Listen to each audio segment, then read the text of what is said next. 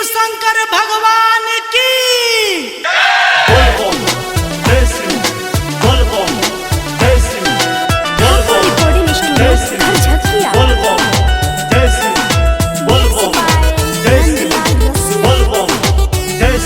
सुन कान्हा पधइला कंवर देहिया में बढ़ जाई पवन। सुन कान्हा पधइला कंवर देहिया में बढ़ जाई पवन। बोला बोल बम बोला बोल बम बोला बोल बम जय शिव। बोला बोल बम बोला बोल बम बोला बोल बम जय शिव। बोल बम जय शिव बोल बम जय शिव बोल बम जय शिव बोल बम जय शिव। बोला बोल बम बोला बोल बम बोला बोल बम जय शिव। बाबा के नगरिया दूर बटगरिया सुनाए कंवरिया धीरे धीरे चला दम तनी धाला थाकी ना शरीरिया।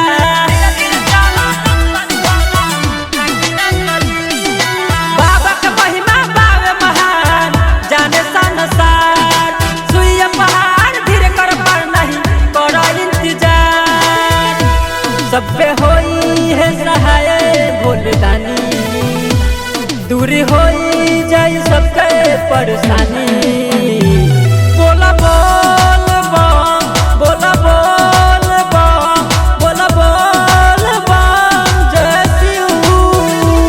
बोला बोल बम बोला बोल बम बोला बोल बम जय शिव। बोल बम जय शिव बोल बम जय शिव बोल बम जय शिव बोल बम जय शिव। बोला बोल बम बोला बोल बम बोला बोल बम जय शिव। कठिन रहिया पार होई नैया बाबा बा सहाय। हरदम बोलत बोलत चल ओम नमः शिवाय।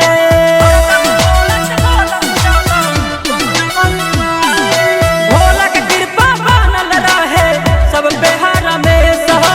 कुछ न होई कहत बावे राजा राजेश हो।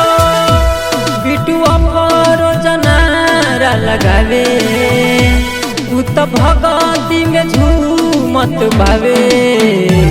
बोला बोल बम बोला बोल बम बोला बोल बम जय शिव। बोला बोल बम बोला बोल बम बोला बोल बम जय शिव। ठाकुर रिकॉर्डिंग स्टूडियो घर झकिया। म्यूजिक डायरेक्टर नंदलाल रसिया।